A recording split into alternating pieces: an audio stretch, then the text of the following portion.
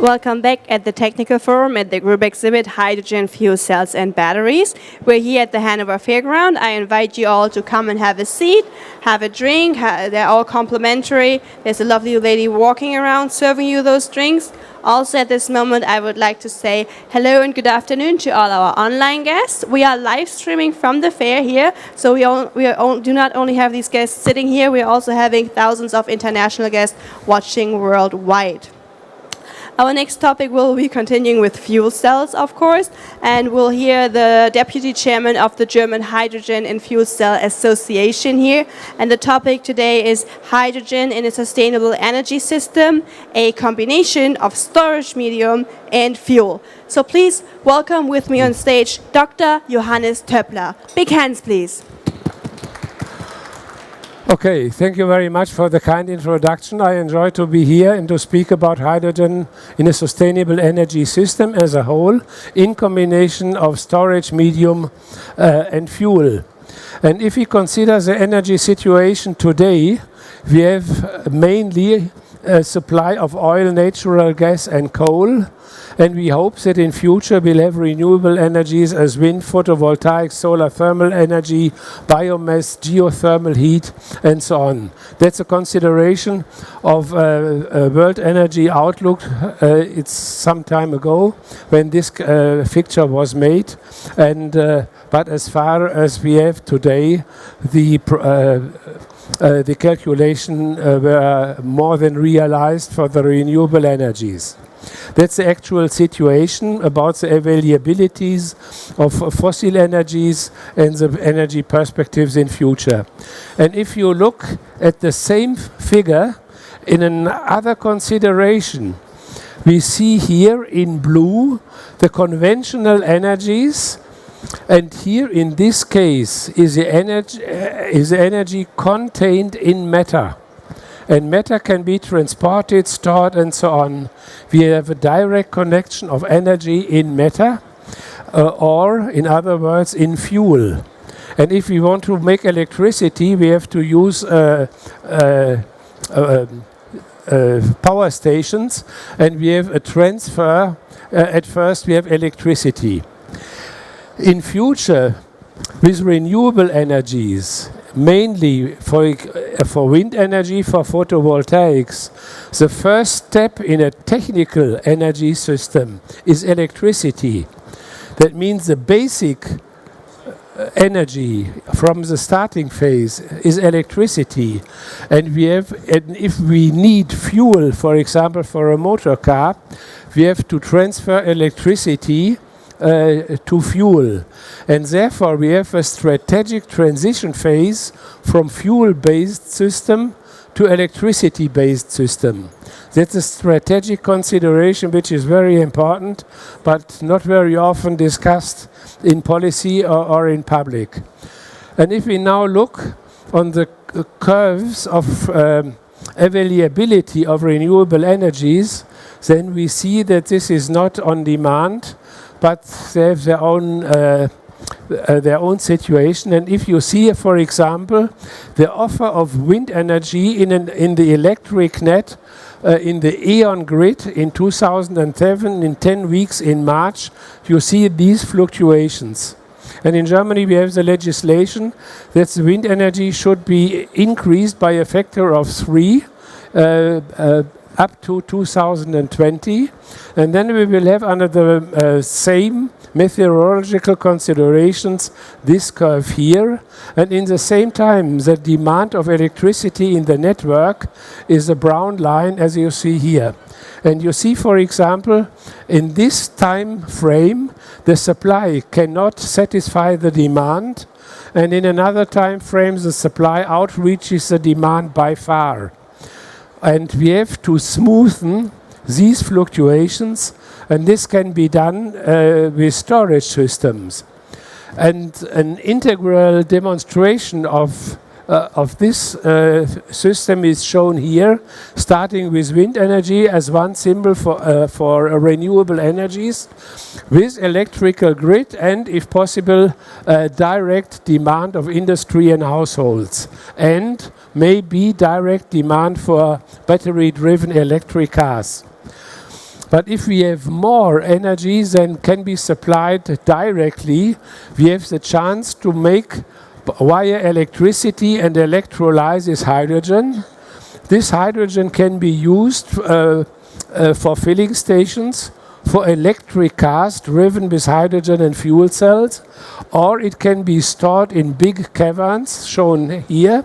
It can be re-electrified for stabilizing the network, or it can be used as gas, directly as with hydrogen, or indirectly via methanization to supply households and industry with gas. And this gas can be used for heating or for power heat combination systems in households and industry. That's a general overview about the system. But what we need is storage. And there are some special storage systems which are available. The first one is pumping storage with water pumping stations. And they have, in general, a power up to 1 gigawatt and an energy storage capacity of around about 5 gigawatt hours, the best one in Germany. We have another system, that's the adiabatic compressed air system.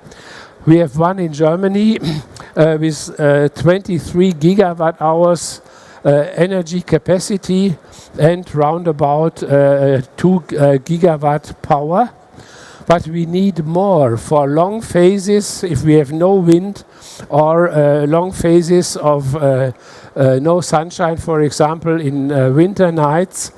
What we need are bigger systems, and this can be done by hydrogen cavern systems, round about 1.3 terawatt hours capacity or up to 3 gigawatt power. The reason for these differences is the energy density of the different system. In the case of hydrogen, we have round about 300 kilowatt hours per cubic meter. If we subtract from this the efficiencies for electrolyzer and fuel cell or turbines, it remains a reversible energy density of round about 107 kilowatt hours per cubic meter for a hydrogen gas system. In comparison to this, the adiabatic compressed air system has a density or an energy density of 2.4 kilowatt hours per cubic meter and pumped hydro around about 0.7. The reason for this is that these technologies use potential energies, and here in this case of hydrogen, the chemical energy of the chemical enthalpy of hydrogen with respect to water is used with a very high density of the burning process. And when I take some sentences as a consequence, hydrogen makes renewable primary energies ready for basic power supply, and by this and by the ability to use hydrogen in a manifold wise, the energy transition is affordable. And now let us come to some other applications and only energy storage. This is the use for example, in an electric-driven hydrogen car. You see here at first the hydrogen container with compressed hydrogen up to 700 bar in a passenger car. You see here the fuel cell stack, the module system, the propulsion system with the electric energy in the cooling system for cooling the waste heat of the fuel cell. And here you see another figure. It's the same figure like this, but in another description. And these cars are ready for, you see here one example from B class. This vehicle is constructed, fabricated and approved under serial conditions, and it was tested several years ago in a turn 105 days around the world with 30,000 kilometers. And you see here exactly the same packaging system as shown in the slide before, and Daimler will start to produce similar cars, not the B class, but similar cars next year. And now let me come to the combination you have seen in this figure, that we here have additionally a battery. That's mainly for the reuse of braking energy, and it is used in a second way for heating the car, because in winter when the car is cold you can start the fuel cell before driving. You can transfer the electricity into the battery, and so that you can drive afterwards with it, and you can preheat the car before driving without losing any range. And if you compare a fuel cell system with a pure battery system, you see the advantages. Please consider a conventional diesel or gasoline system. You have to take with you the fuel, here described in a principal chemical formula, and you have here the oxygen, which can be withdrawn from atmosphere, and carbon dioxide and water vapor is released into the atmosphere. For a hydrogen system, you have the electric drive, the fuel cell, and the hydrogen storage system. And in a battery-driven car, we have the electric engine and the battery. What you have to take with you in a hydrogen system is hydrogen, and you release, and you take the oxygen from air, and you release water power water vapor in air.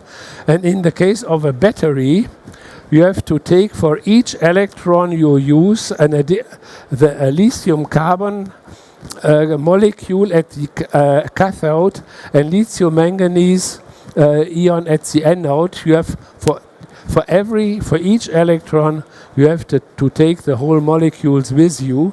That makes the weight of the battery. And if you want to take a doubled range, you need a doubled gasoline or diesel tank, a doubled hydrogen tank, or a doubled battery. That means you have to take a lot of more mass with you. And in this figure you see the additional function of a battery in the case of heating.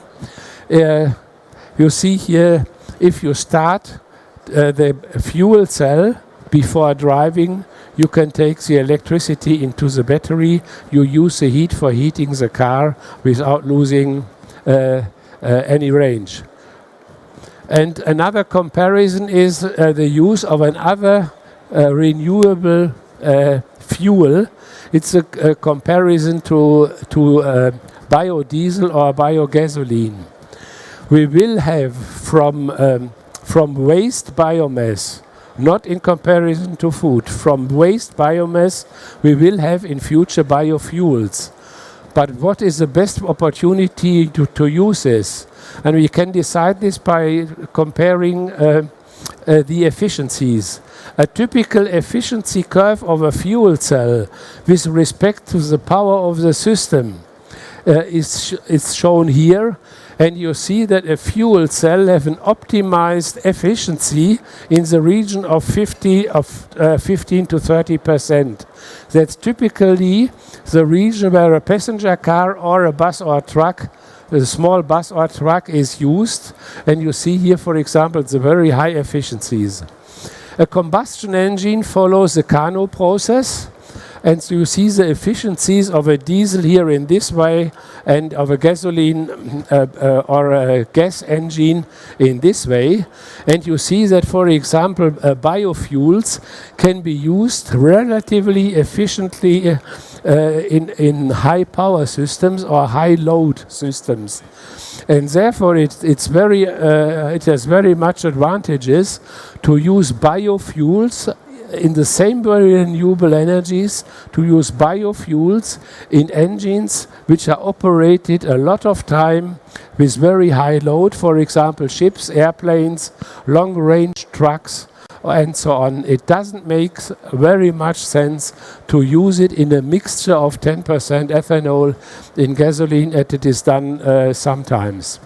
That's are optimized ranges or optimized applications for the different systems.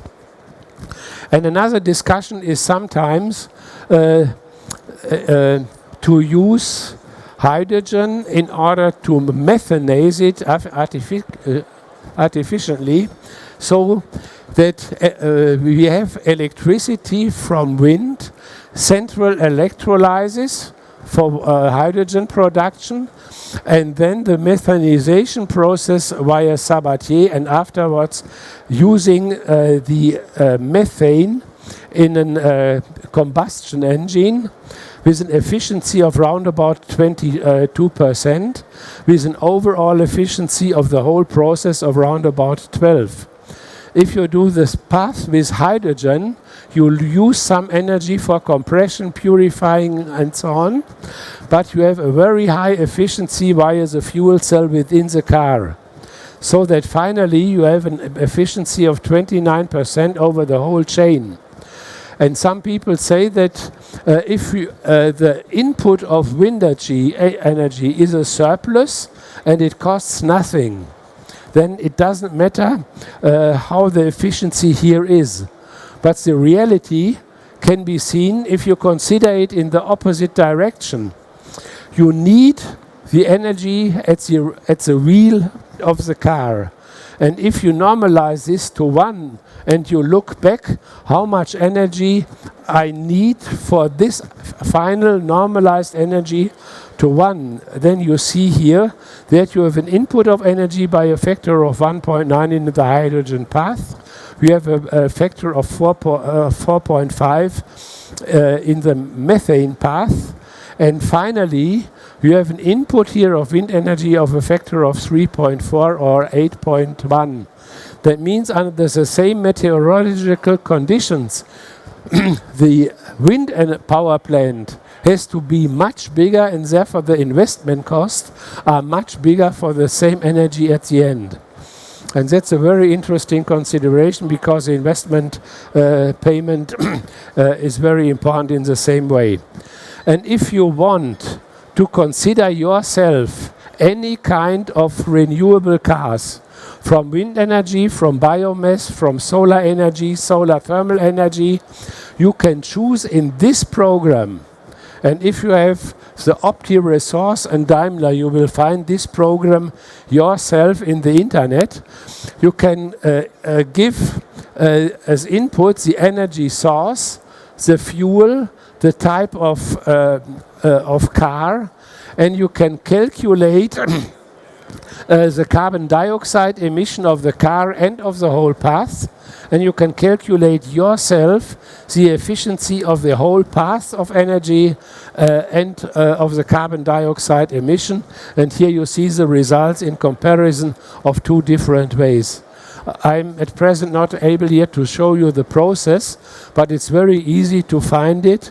And if you need only the word Opti Resource and Daimler, and with this you will find this system at Google. Try to do it. In this case, pressurized hydrogen is used as fuel, and then you can look for a compressed hydrogen engine or you can look for fuel cells and so on. You can look for your own car, whatever you want, to have the efficiencies and the carbon dioxide emissions. And even for other purposes, hydrogen is suitable. Here is the ship in the harbor of Hamburg, which was operated several years ago. And you see here the saving of carbon dioxide, nitrogen monoxide, sulfur oxide and so on. Even for those propulsion systems, hydrogen is available or suitable, and even for auxiliary power units in airplanes and so on, there are a lot of applications for hydrogen in mobile application. As a consequence of this part, hydrogen introduces renewable energies into mobility. It enables electric vehicles to reach long distances, and hydrogen makes mobility carbon dioxide free. And as final sentence, thank you very much for your attention. Let us see occasionally and at our internet page. And if you have questions, I enjoy to find some answers. Thank you very much. Thank you very much also from my side. Are there any questions from the audience at this time?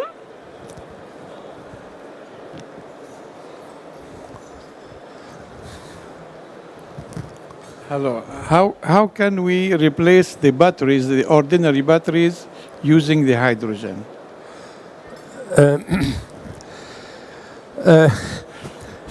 It's not absolutely necessary to replace it, because a battery in a hydrogen-driven car with fuel cell is suitable for recovering braking energy. It helps us with respect to efficiency, and it helps us, as I've shown you, to enable the car to heat and preheat. And it's the first consideration. And the second one, if you have very small ranges in small cars, then with respect to efficiency, the pure battery alone is even better. But if you need much energy for a big car and for long ranges, then a combination of battery and fuel cell is the best one.